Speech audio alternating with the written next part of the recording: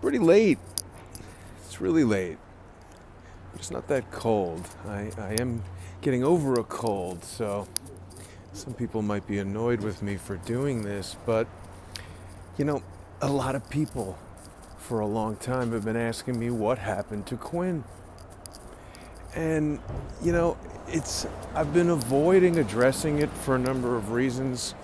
I've been kind of deferential to Quinn because, as far as I know, he's a guy who's had abuse in his life, and I don't really know what's going on with Quinn, but I was trying to be nice. I was just saying that he decided to terminate our relationship, which is true. I do believe that to be true. But I haven't gone into too much detail because there's so much more important stuff going on. And there's going to be people who say, we don't like it when you do these walk and talks about other YouTubers and other people, and I get it. But there are also people who like it, and there are people who want to know what's going on, because there is something going on. I mean, there's a lot of stuff going on. Today, I do believe it's already tomorrow or yesterday, depending on how you look at it. But this plays into the stuff we were talking about with Quinn, the time phone hacking and all that. Superposition and quantum stuff and whatnot. But I personally think there's a lot more important stuff going on than what's happening with Quinn Michaels and me. But, today we had Larry Klayman and Dr. Corsi announce that Larry will be representing the doctor and that they're going to pursue a criminal charge against Robert Mueller. That's important. Robert Mueller's the guy who, as the director of the FBI, for 13 years, covered up the existence of a 28-page Senate Intelligence Committee report. And finally, we've got a lawyer with the spine and the integrity to challenge Robert Mueller, a guy who has exceeded the legal mandate of the special counsel's office by conducting what Larry has said many times is an illegal investigation, a witch hunt, literally. Donald Trump has been accused of no crime, but there's been an almost 2-year investigation into every single person that has had anything to do with Donald Trump, and now including Dr. Corsi. And we've heard about lawfare. We see people on the news lying. There was just an MSNBC interview with Dr. Corsi where, the interviewer, I don't know the guy's name, some dope who's paid, 6 figures or more to sit there and make up bullshit. But he basically, he started out by saying, Robert Mueller's office doesn't leak, but Dr. Corsi leaked. Robert Mueller's office leaks more than a 2-day-old adult diaper. And we've shown evidence of that in the work that we've done with Larry's office, freedomwatchusa.org. People should go there, contribute to the fund, help Larry keep doing the work that he's doing. Michael Moore from True Pundit helped us with that investigation, as did all the members of the Crowdsource community who are taking this stuff seriously. But there are people who want to know what happened with Quinn Michaels, because Quinn and I did a lot of really interesting work together, and I gotta tell you, I'm not exactly sure what happened with Quinn Michaels. I don't know what's happening with Quinn Michaels now. This is something interesting that Quinn Michaels and I could explore.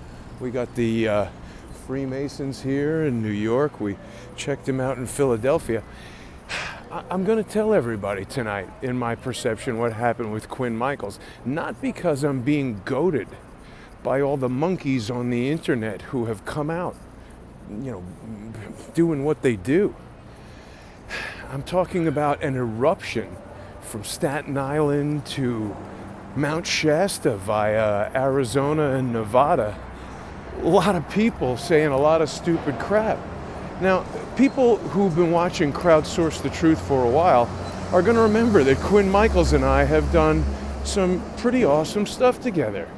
We've been all over the country. We had that initial interview that we did in Las Vegas, over 250,000 views with Quinn talking about AI and cryptocurrency. We've been around the country.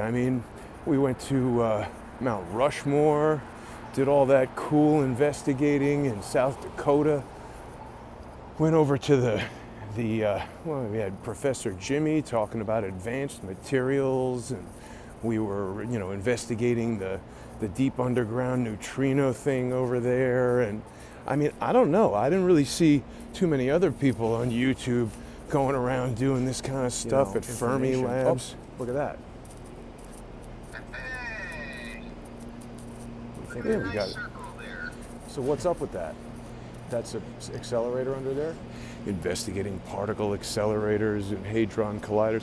And of course I went to see Quinn in the hospital. Lionel said I was taking advantage of Quinn. I went to see Quinn because the guy has no family, according to him, and he was sick in the hospital the day before Christmas. I brought those cameras to keep him entertained. He's the one who wanted to make the videos. And as soon as he got out, we went to the Consumer Electronics Show, talking to the guy from IBM about the superposition and quantum state of their quantum computer. We've done interviews all over the country.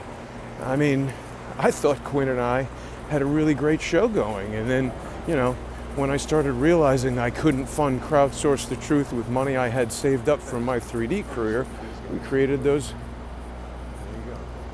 you go. Dude, this is awesome. Yeah, we created the series on Patreon. You two guys, Ole, Quinn, Ole. Introduce Very nice to meet you, Quinn. Ole, Nice to meet you. God. Well, This is a historic moment. I like to create teams. I like to, I created the Patreon show because I needed money to fund this operation. I knew Quinn needed money, and I thought we could do a show together. And how does he pay me back? He puts pictures of me all over the internet with cartoon dicks in my hand and tells people that I'm lying to the audience and grooming the audience, and I'm somehow aligned with sickos that want to do pedophilia and protect pedophiles. And where is he getting this from? So I don't know what happened to Quinn, but today he crossed the line.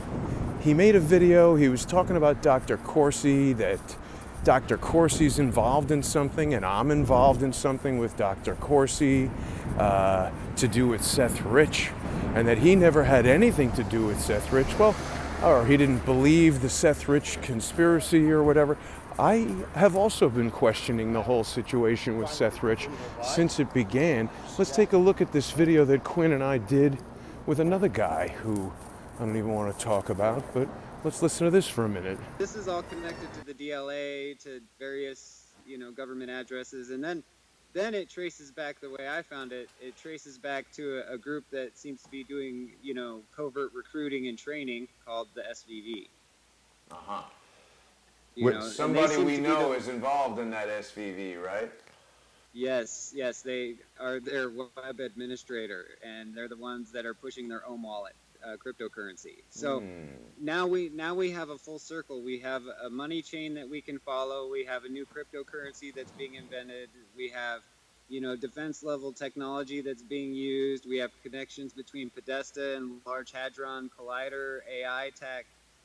So it's really providing a full circle thing to go back to what Panda really is. And right. I wanted to talk about that. Because and that's what the full circle is what is Panda? Why is Panda connected to Seth Rich? What is the use of all this networking technology? And basically, in my observation, that's probably what they're calling this entire circle is Panda. So wait a minute. The entire circle, the whole system of... Explain that again. Because what I was just showing people is this image that I sent you yesterday. This was from the bike rack that's dedicated to Seth Rich. It says, this bike rack is dedicated to Seth Rich, son of Omaha, fierce fighter for voting rights, devoted Democrat, friend to all, including Panda, who left us too soon.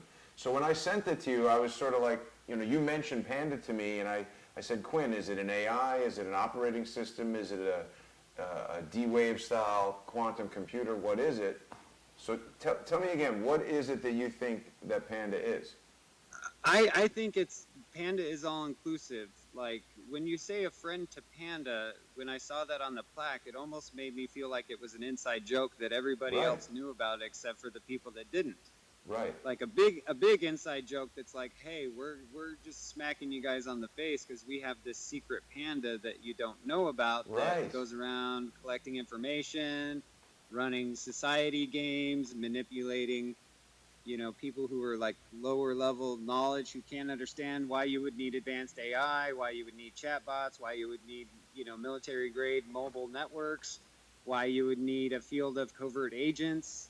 I mean, you put all of this stuff together and all this training and, you know, the University of Hacking and, you know, the doxing and everyone getting aggressive and getting so upset when you threaten, you know, getting to real information. Right. Is because it looks like this is some all-encompassing, like almost command and control, collect data, covert, subversive, like, you know, thing that if people knew about it, they'd be like, wait, so you have vans that can drive around and access everybody's information on their wireless devices with this military grade technology and you call it Panda? What the F? So the whole thing with Seth being a panda and like associating himself with a panda, that's maybe some kind of like a joke on all of us, huh?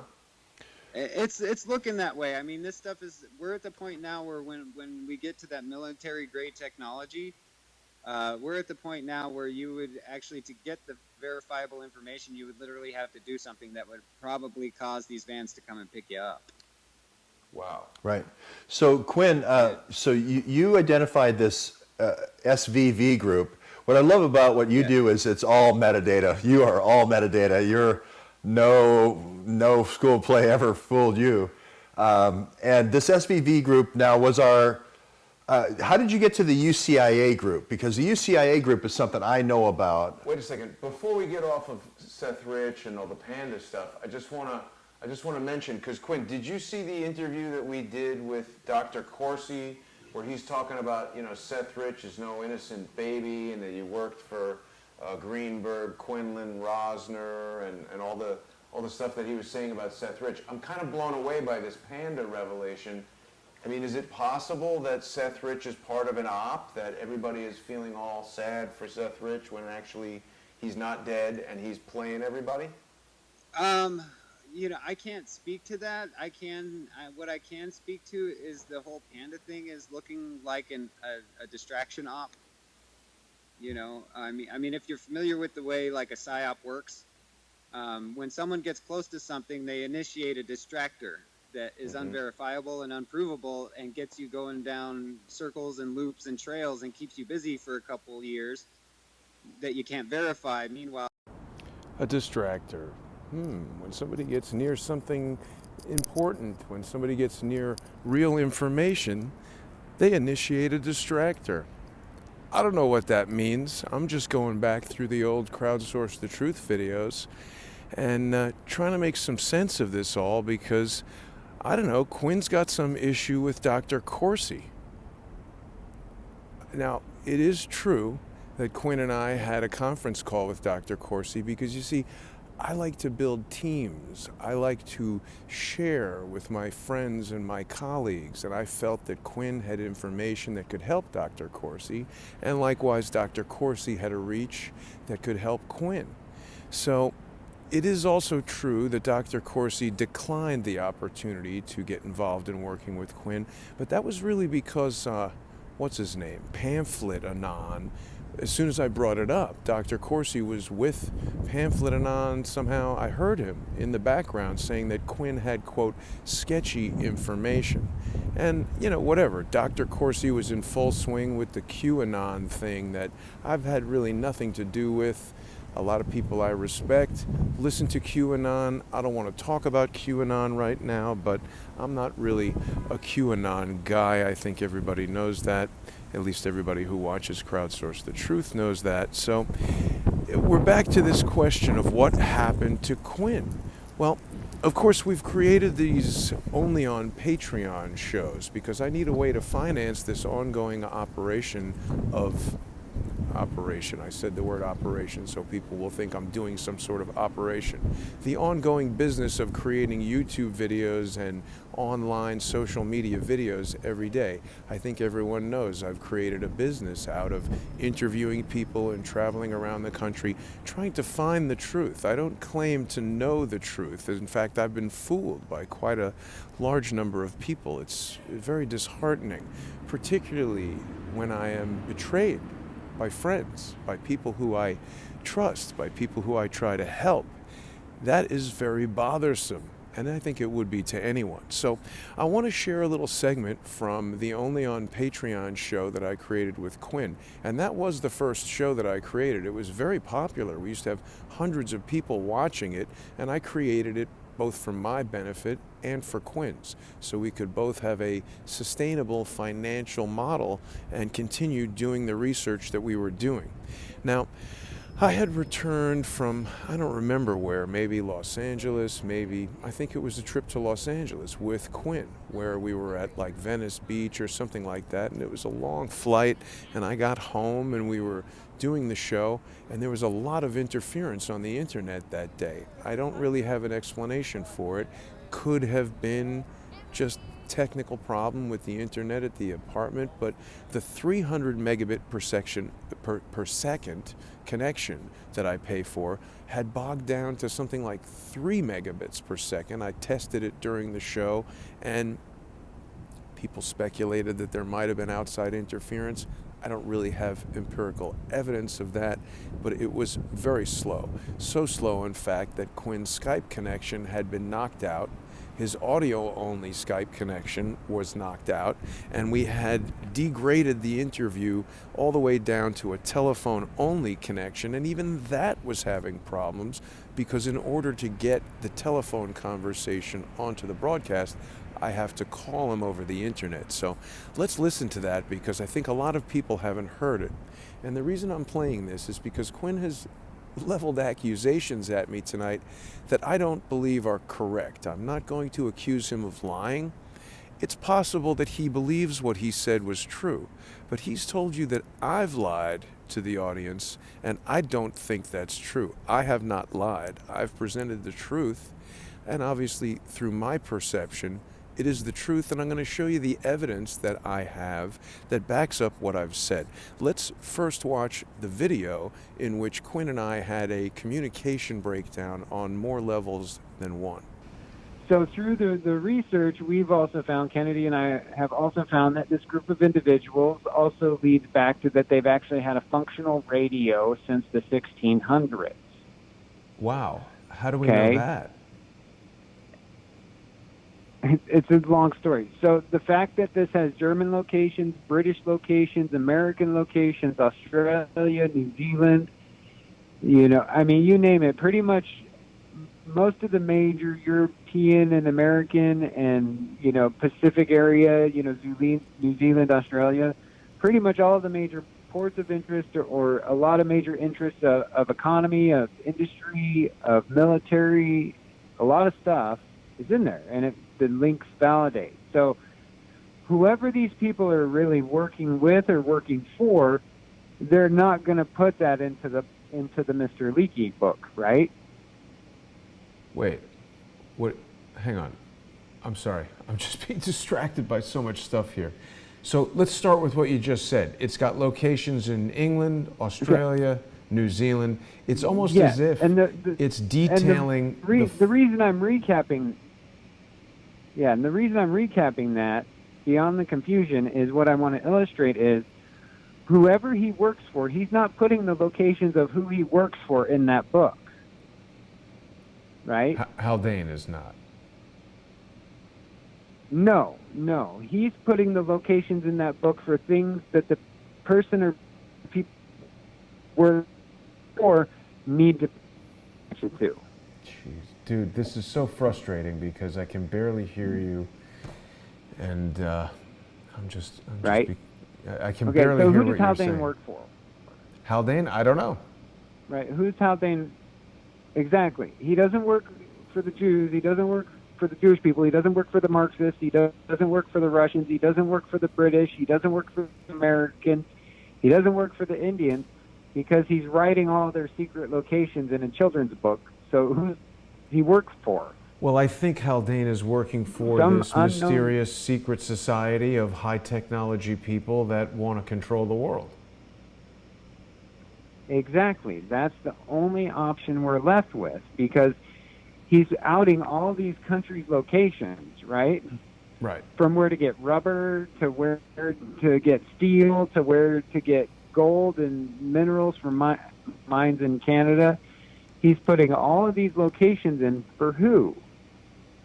The secret society. His secret society of super intellectuals that is building a machine for the future. So he's got to let all of his super intellectual secret society members know what to focus on to build the machine. Because Right. a smart person can do what's called extrapolation, right? Yeah. And this is what makes them different in their level of intellect, is they're able to extrapolate, where a person of normal education or normal range of intelligence is only able to interpret. Okay. Do you get what I'm saying? I mean, I have to be And honest with you, Quinn. I'm very Norbert- frustrated right now.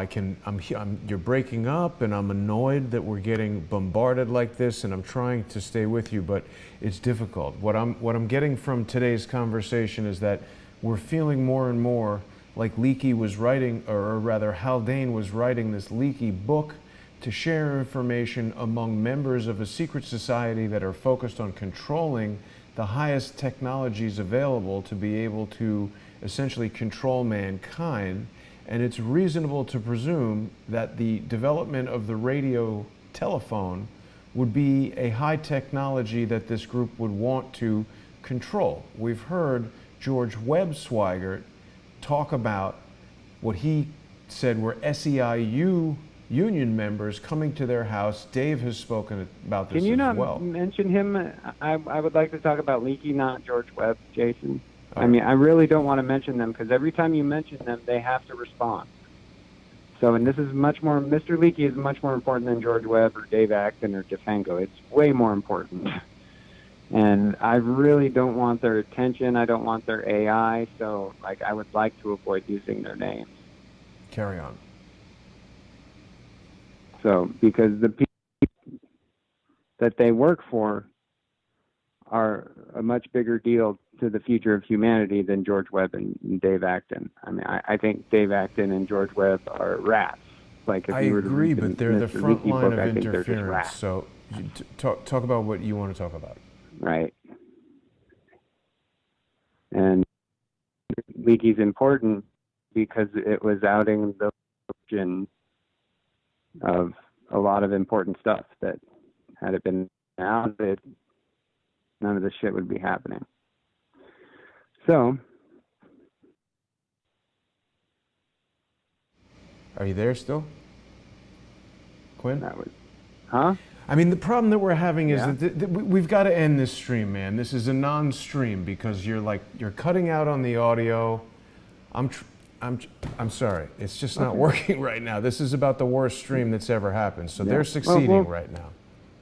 Yeah, we'll figure out how to fix it. Let me know when you get the internet figured out. Like, It's not going to be tonight. I've weird. been on a plane all day.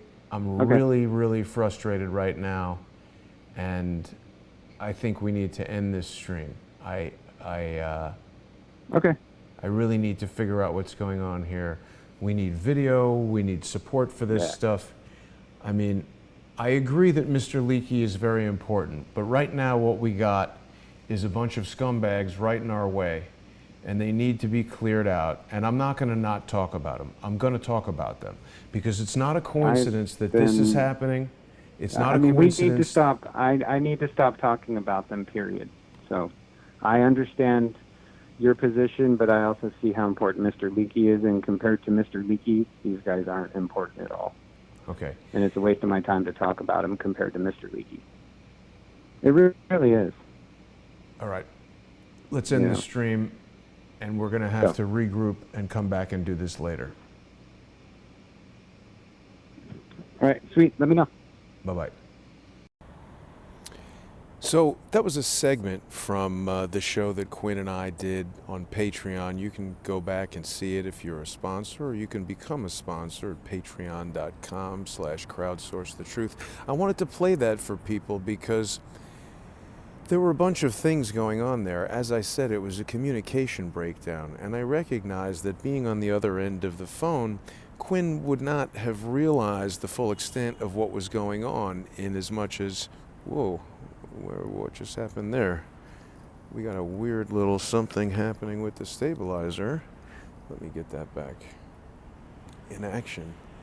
I realized that Quinn would not have had the full understanding of what was happening because he was on the other end of the phone, and the phone was cutting out, and he may not have realized, in fact, I know he didn't realize, that the people listening could not hear what he was saying.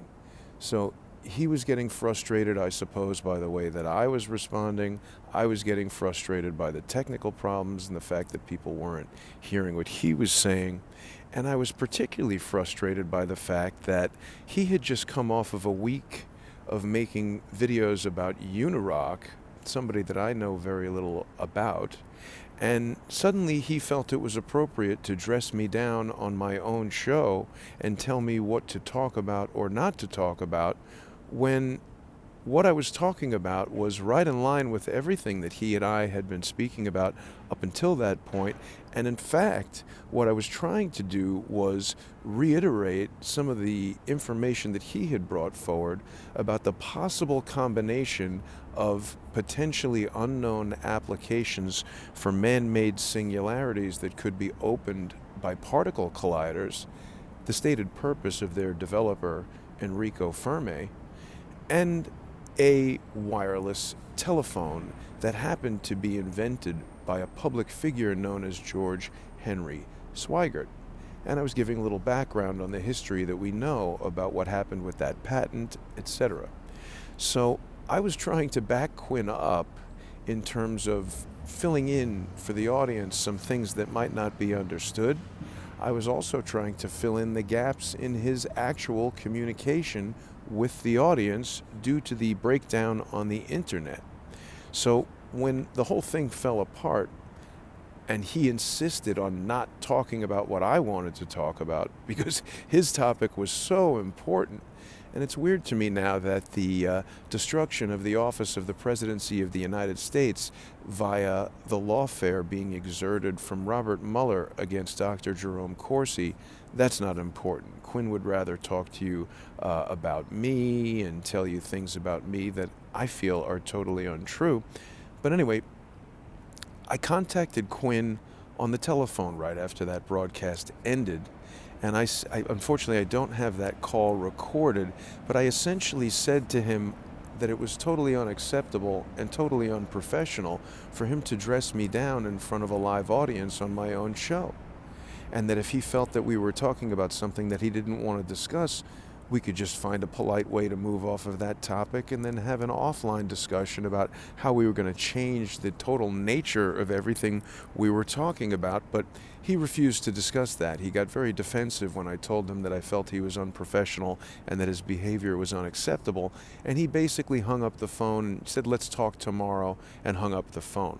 Now, I want to share some text messages with everybody that Quinn and I had exchanged.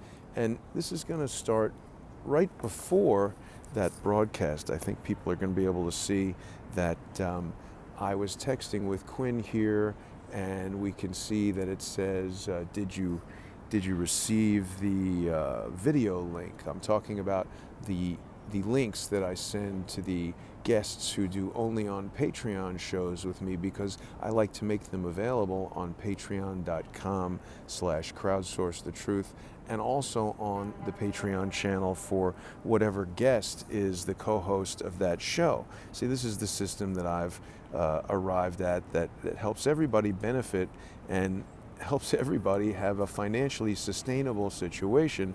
And I do hope that people will sponsor not only patreon.com/crowdsource the truth, but the guests that I bring on the show with me. So basically, Quinn said, let's talk tomorrow, which was going to be the day after the show, and I think you can see from looking at these text messages that the first message about, did you get the link, that came in at about 10 minutes after 9 o'clock on the night we were doing the show. And then there was another series of messages that followed. So he says he got the link, and I said, okay. This is going to take a little while, so if you're getting bored, don't send me a text message or a message of some kind saying you don't like this video. Just turn it off right now. This is going to be for people who want to know about what's happened between Quinn and I and why we aren't doing broadcasts anymore. So that was on August 25th. I tell him I'm trying to call him. He says he can't talk now. You'll notice that was 2 days later. I tried to call Quinn each subsequent day because I was trying to straighten out a misunderstanding between a colleague, a friend, and myself.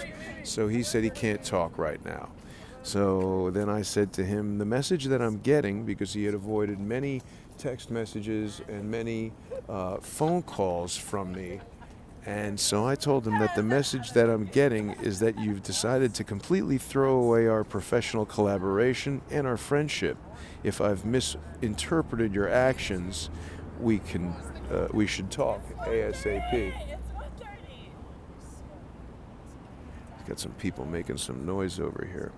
So anyway, he tells me he's dark. If you take this personal, you're incorrect, but that's cool if you want to take this perspective. Contact me in a month after you see why I went dark before you come at me like this again. I wasn't coming at him. I was just telling him I'm getting no communication from him. He tells me, see you in a month. I'm officially dark. He was making videos this whole time, so I don't know what he meant by being dark, but I told him I'm unwilling to participate in plans that I'm not informed of, and I've seen several new videos from you, so perhaps I don't understand what dark is. You have publicly insulted me, made me look like an ass on my own show. We'll be leaving our audience and detractors with the impression that we've parted ways, and you've repeatedly refused to discuss it. I'm massively disappointed that you would do this to me after the respect and cooperation I've shown you. And he says, okay. And, people can review these text messages for themselves. Perhaps I'm wrong, but he was being very stubborn. I was calling him to try to resolve a misunderstanding, and he was digging in my view. He says, I'm researching a secret society that likes to kill Buddhist monks. You can take that, whatever opinion you have, and think whatever. Based on this conversation, we are not to speak again. Thank you. Good night. It's been entertaining, that's for sure. So I was shocked by this, because this is a guy that I had spent a lot of time and effort showing honest effort to be his colleague, his friend, and try to build an ongoing interaction with. And he was just dumping me over dumping our collaboration, ending a business relationship. I felt this was a very unreasonable and unfair way for him to act. So I just said, you're officially in the Hall of Fame for the top 3 disappointments in my life. I've only ever tried to help you. Goodbye. And then he says, I'm the one saying all this shit. I found they were killing Buddhist monks who reveal them, and you're acting like a little bitch. So that was incredibly insulting to me, and I told him not to contact me again. And he says, now you choose to use those words. I don't know what he's talking about. Then he says, sweet, tell Martha hi for me. Now, Martha, everybody's going to remember, is what big eyes you have. I don't know what he was talking about. I am in regular contact with Martha, but hadn't spoken to her for a little while at this point, and really never speak to her about Quinn. So I don't know what he was talking about. And I told him, I've been trying to contact you since the moment you acted like a jerk toward me in front of a live audience to work this out, and you've refused. I have no idea what you suspect Martha of, and she hasn't responded to my last several messages. Oh yeah, her phone was broken. That's why I hadn't spoken to her in a while. So I don't know what you're getting at by mentioning her. I've never publicly disrespected you, and I've certainly never called you a bitch. Then he says he didn't call me a bitch. I said you were acting like one. It's a difference. Now stop contacting me. Got it? And I just said, what the hell is going on with you and Kennedy? Oh, because Kennedy had something with something was going on in Discord where Kennedy said I was an agent and I was lurking in their Discord chat room. I think anybody who is a $5 per month sponsor or higher on Crowdsource the Truth's Patreon page, that's how you get into the Discord chat on Patreon. I think anybody in there knows that I am not that involved with Discord. I've just added a multi-chat app that will hopefully allow me to interact with people on Discord more. But at that time, I didn't really know that much about Discord. I believe now what happened was I had entered Quinn's Discord room and just, left my avatar there. I was logged in or whatever, but I wasn't looking at it. So they made some presumption about what I was doing in Discord, and Kennedy made a whole big deal about it.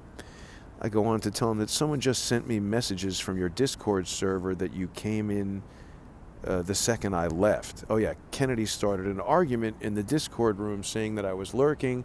I looked around for how to leave the Discord room, found that, left, and noticed the second that I left, Quinn showed up in there. I found that very curious. I feel like you're doing something and it seems to involve making me look like your enemy. WTF. And I go on to tell him, if you want to have a conversation, let me back into the Discord server. At this point, I was still open to resolving this disagreement and working out whatever it is that was going on. So then he tells me, you said not to contact you again, and now you're contacting me. WTF, man, this is turning into harassment.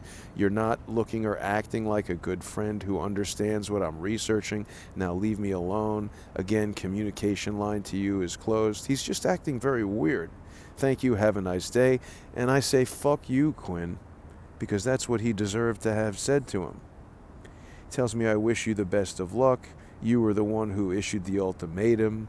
Did you not know I would say fuck off just for giving me an ultimatum? Yeah, I do that. Now fuck off. And I just said, people like you make me regret trying to help people. And what I meant was people who have no respect for the help and cooperation that I try to offer, but rather act ridiculous, insult me, put out false information, try to tell people in public that I'm doing something that I'm not doing, and just generally act inappropriately. So, I mean, people can see what he's saying here. He says, people like you always say that. You should not have given me an ultimatum, asshole. And I did not issue an ultimatum. I told you it's unacceptable for you to dress me down on my show. Blah, blah, blah, says Quinn. I told you I didn't want to talk about George in the Mr. Leakey episode. So what? I was the guest. So just don't invite me back and leave me alone. I tell him, don't worry, I will not. Then he says, seriously, stop contacting me. If you contact me again, I will consider it harassment. I mean, he's certainly free to do whatever he would intend to do if he thinks I'm harassing him, but quite clearly he's conducting a very aggravated conversation with me here. And so I told him, if you would have been a polite guest instead of a petulant asshole, you would have seen that I was trying to back up your time phone hack statements. Instead, you interrupted and destroyed a relationship. Who was trying to help you share information more than me? You're not a Buddhist, you're a fucking jerk. And I said that because even though I don't know that much about Buddhism or religion in general, I feel that the spirit of reconciliation and wanting to forgive people and understand people, that seems like the basis of most good and decent religions, and I gotta presume that Buddhism would promote doing that rather than acting like a jerk and calling me all these names. So he says, all I would say is you are being a bitch because I didn't want to talk about George. Then you say all that. Wow. Really true colors, true colors. You're a dick, man. Straight up dick. Good luck in life. Yeah. So I tell him, after all I've done to help and cooperate with you, you spit in my face, refuse to discuss it on the phone, tell me you're going dark, then publicly disparage me. This is true colors, you non-Buddhist, non-friend. I had faith in you and nobody did. You didn't have faith in me. I mean, he goes on to say all this ridiculous stuff. Please stop texting me. I did tell him he's a fraud. And I said that because I feel like if you're a Buddhist, you should want to understand me coming to you and trying to apologize. I believe there were some emails in here as well. He had gotten some kind of strike on his YouTube channel, so I sent him a message saying, you know, if you want to talk and try to work out this misunderstanding. I was opening my platform to him to share his message. I think his reach has been greatly reduced by his terminating our collaboration, or the whoever initiated the termination, however you want to look at this. So he says, please stop texting me. I tell him he's dishonest with himself and a fucking asshole, block my number, and fuck you. He says, please stop texting me, this is harassment. And then the last thing I sent him was this picture of the Keck Center. I forget where that was. I think that was in Washington, D.C. that I sent that to him, because he was always talking about the Keck virus, and I thought that would be funny. And I was still holding out hope at that time, or at least in that moment, I was delusional in thinking that there might be some way for he and I to reestablish our friendship, our communication, whatever it is. So I just wanted to share that with everybody. I am loath to engage these, stupid attacks from stupid people who are on the internet trying to do stupid crap. But a lot of people have asked me what happened with Quinn, because I think a lot of people like me feel like Quinn and I did a lot of good work. And for whatever reason, he's chosen to end that in a variety of means. That's my point of view. I'm not lying to the audience. I'm telling people, in my view, Quinn acted like a jerk, created a misunderstanding, and on the multiple occasions that I tried to resolve the misunderstanding, he resisted that. I tried to be sensitive to Quinn. It was my understanding that he was a guy who's had abuse in his life. Since all this occurred, people have contacted me and said they're in touch with his sister and his family, and that they've told these people that what Quinn has said about being kidnapped is a total lie. I don't know if that's correct or incorrect. I don't know anything about Quinn's family. I actually know very little about Quinn. I find it really strange, however, that when Dr. Corsi rejects what is quite obviously a fraudulent plea deal from a fraudulent man who is Robert Mueller, who has covered up evidence of Saudi Arabian diplomats financing various aspects of 9/11, and that does not mean Saudi Arabia did 9/11. That means there's evidence that Robert Mueller has covered as the director of the FBI. And I think what we're seeing now is that there's been a lot of wrongdoing on the part of various elements of the FBI, and it requires investigation.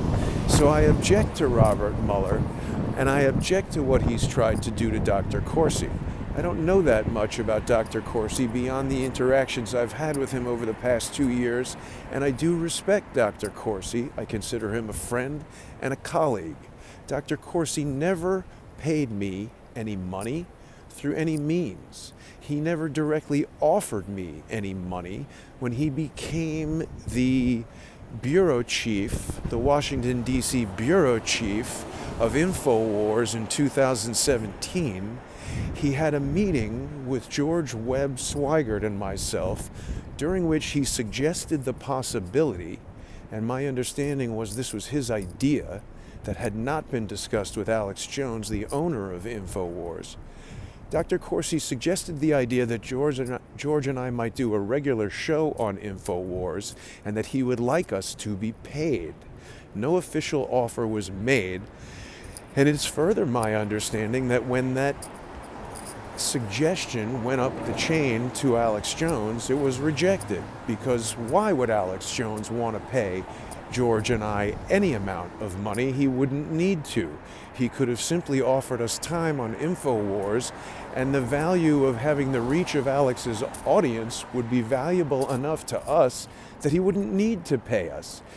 So, all of this nonsense that's been perpetuated by so many people on the internet, now including Quinn Michaels, sadly, is inaccurate.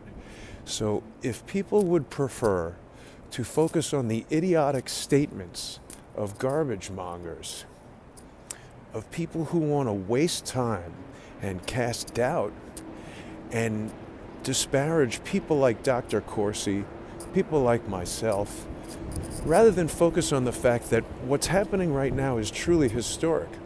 Larry Klayman's announcement and Dr. Corsi's announcement that Larry and the doctor are preparing a legal battle against the corrupt special counsel's office, which is operating in total conflict of the legal mandate of the special counsel appointment. That is historic, and that is important. And even if you hate Donald Trump, what seems to be happening is this presidency is going to be one of the most consequential of our lifetimes, because the activities of the Clintons in Libya, as reported to us by the Moriartys, the activities of the Clinton Foundation, which, as Charles Ortel has told us, has never been legally organized, has never properly filed a tax return. That's important. The steganography in the children's book Mr. Leakey is interesting, and if people would like to learn more about it, I hope you'll become a sponsor at patreon.com/crowdsource the truth, and go back and look at some of the excellent videos that I did with my former friend Quinn Michaels, whose current behavior absolutely disgusts me. And the answer to the question of what's wrong with Quinn is I have no idea.